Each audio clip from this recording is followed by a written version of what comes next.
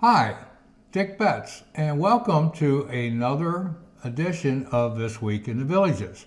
I have a very special guest, somebody who I met about 3 or 4 months ago, and I think this is going to be fun today. I can promise you that. Oh my God. Anyway, Susan McDonald, which is from somewhere up in New York, she'll tell you about that. She came down here to the Villages. I worked with her for a week or two. She bought a house, and she closed on it about 2.5 months ago. And I asked her to come on to explain the whole situation, how she found the Villages, found me, bought a house, and some of the more humorous stories that she's been sharing with me about adapting to the Villages. As you can tell, this is going to be a fun interview today. So with that said, Susan, welcome. Hi. Nice to meet all of you. I happen to love Mr. Dick. He's my friend. I call him boyfriend because all the men in my life that I love, I call boyfriend. I don't know why. Happens that way. That's the way it goes. I thought when Dick said he wanted to do this, I said, well, there's things about Florida that I found interesting. There's things about moving that were great and also challenging. And then there was a lot about the Villages that I thought we would, that I would be able to say to someone trying to move here, wanting to move here, thinking about moving here, that would be a plus, and maybe some negatives to be in the Villages here in Florida. Well, how did you ever decide to come to the Villages long before you met me? A couple of years ago, a friend of ours did move here, and we came down for a short visit. I don't think it was more than 4 or 5 days, perhaps. And we just loved every minute of it. It was exactly what we were looking for. We wanted a place that was friendly. We wanted a lot to do and then nothing to do. If we want to sit home today and read a book, write a book. You write books? We could write books. I haven't yet, but you never know. Yeah. But read a book if you want to. It's raining out and you want to watch a movie, or if you want to go out and do things. There is a ton of stuff that you can get involved in.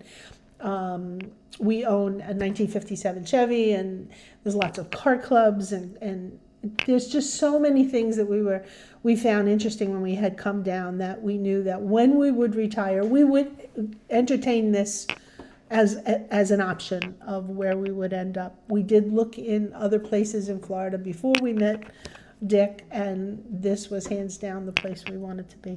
How'd you find me? I found you on Facebook. Really? Yes, I did. I found you on Facebook, and I happen to think that all your postings were smart. You gave good information. Well, I can't touch on that. You gave good information. You were funny. You had a lot to offer that I thought, this is a guy that's honest, and I want to meet him. And we talked a few times, and it worked out. Yep. Worked out. And then we found you a place to stay. You when did. You came You down. did. Yeah. You did. You found some lovely home. Well, the Airbnbs that we help people with, we Right. put her in one of those with a pool Yep. and everything. Very Yeah, nice. but it was December. It was January. It was freezing. The pool wasn't heated, so don't use that as a plus. That was not a plus, because we could look outside in this beautiful bird cage at this absolutely beautiful bubbling pool, and it was freezing. So that wasn't a plus then. Maybe Go it's a ahead. plus now, Go but it ahead. was a Go ahead. plus. It could be a plus now, maybe, but it's not a plus then. But we found a few things very interesting about coming to Florida, moving, and the Villages. Coming to Florida, I thought, what would be the two things just in the 2 months? Because after all, it's been, it was really cold when we were here in January. We had on sweatshirts and jackets. It was freezing. It was really cold. You got up and it was, 42 degrees. And so now we show up in April, and April was one of your warmest Aprils you've ever had here in Florida. And we're fine with the heat. It was 96 degrees for days and days and days at a time. So you melted. There were two things in particular that I truly had to readjust. And I hope this isn't inappropriate, but One of the things that I needed to readjust, and I think everyone down here probably will understand, is the first thing would be deodorant. That doesn't work. You know, when you've used deodorant for the past 25 years or 20 years, and then you get down here and you say to yourself, not working. The kind I like is just not working. You have to spend a little time and research a little and try a bunch to then find one that will actually work. Because when you're in New York and it's normal temperature and you get here and it's 96 degrees and real feel, I don't know, I didn't even look at the real feels. Real feels could have been over 100. You know, this deodorant needs to be addressed. And change of deodorant could be required. And it was, and I'm very happy now. I'm afraid to ask what the second thing was. Well, the second thing equally as important is I am a baby powder person. What? Baby powder? Baby powder. Baby powder. Okay. You get up in the morning and it's you baby powder.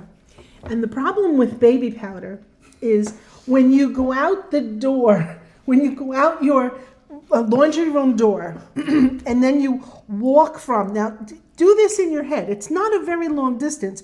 You walk the length of your garage, you go out your garage, and then you walk around and you get in your car. Mm-hmm. At 96 degrees and probably 250 degrees of humidity, you are drenched when you get in the car. Baby powder is not your friend. It is not something that you're going to have to, you just take it out of your life, because what happens is then you get in the car and you are now head to toe in Elmer's glue. Elmer's glue is your Elmer's glue. It's Elmer's glue. It's Elmer's glue. So now you get in the car and you put the air conditioning on and you're going to go to Publix or you're going to go to Walmart, wherever floats your boat.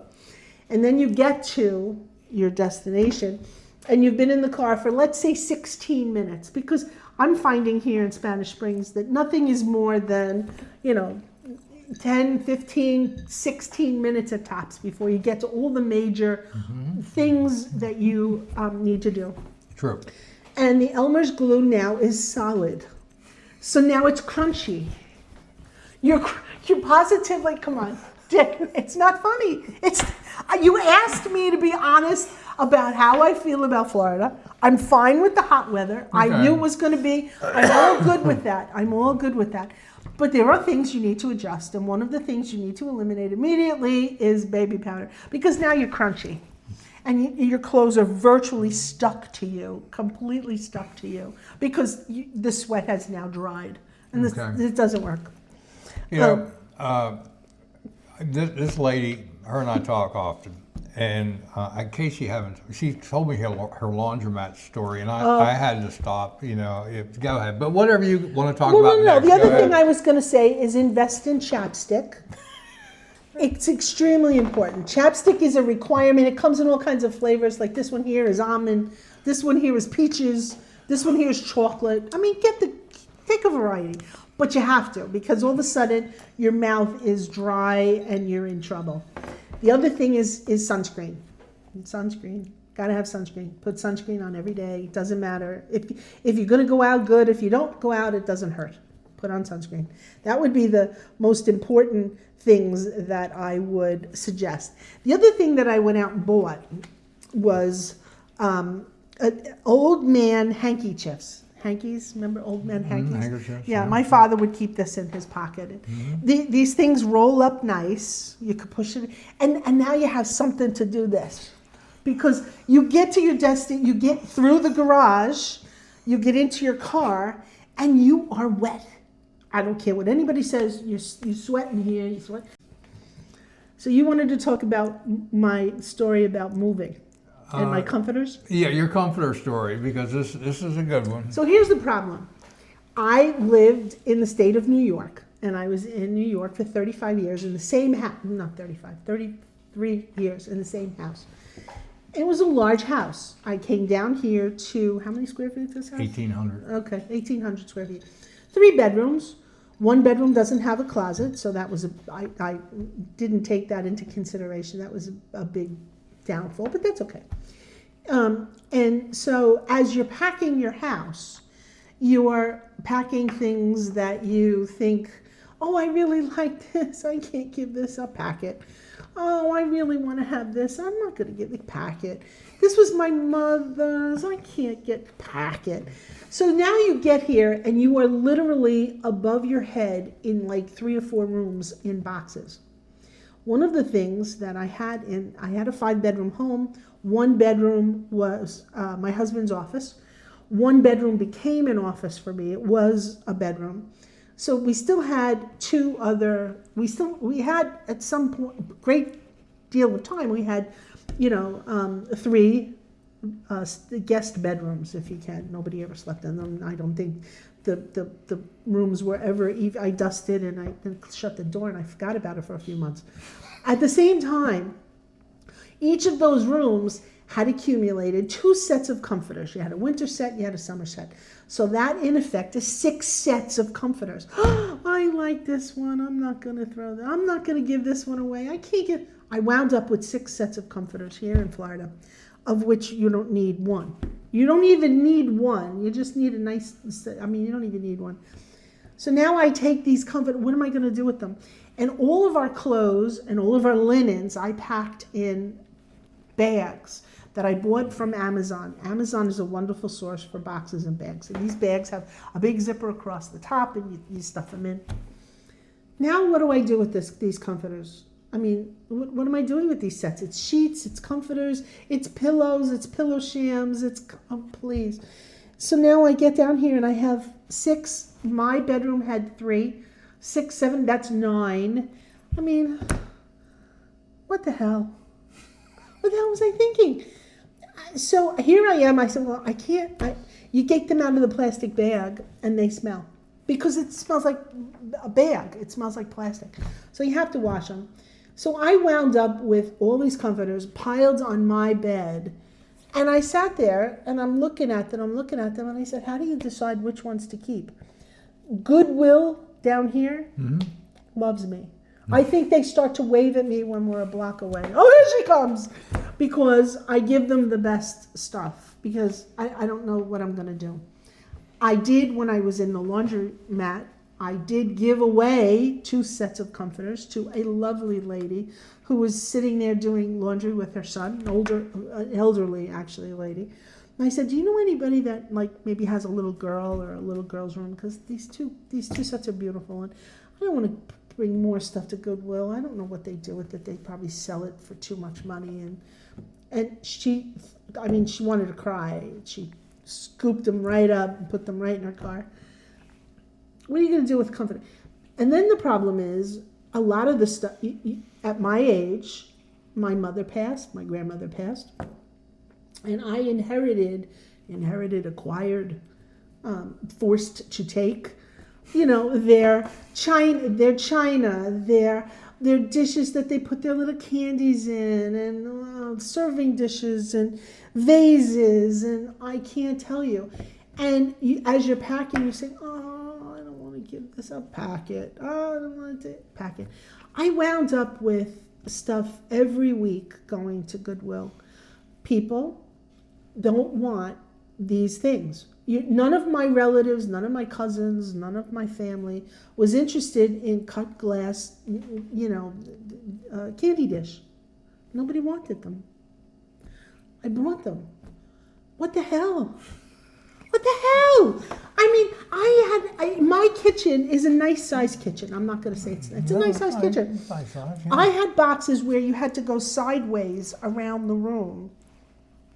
This above me, what the hell?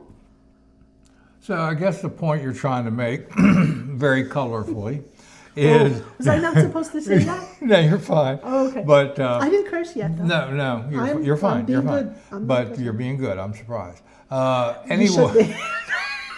Anyway, think about what you're bringing to Florida, because Yes. again, you're going from 4,000 square foot Oh, to yeah, close to 1,800. 4,000, yeah. And guess what? We don't have basements. No. We're too old to get up in the attic. Yeah, but the attic is too hot, so you can't put you have to be very select. I haven't put anything up there, and I don't intend to. You can't put things in the attic that's above the garage, Right. because it's 600 degrees.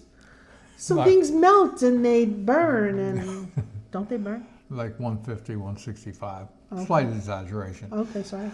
Anyway, I really wanted to get Susan on here to share her story, and maybe, if nothing else, think about your deodorant and your baby powder, what you pack, sunscreen, and I'm afraid to ask anything else. So we're going to let it go at there. We'll let it go at We'll that. let it go at that.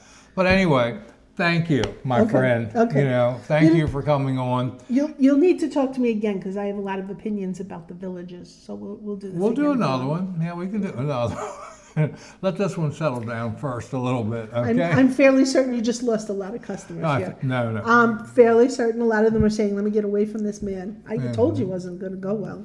Anyway, thank you. And we'll be back in a few days, I hope. All right? Bye now. Bye.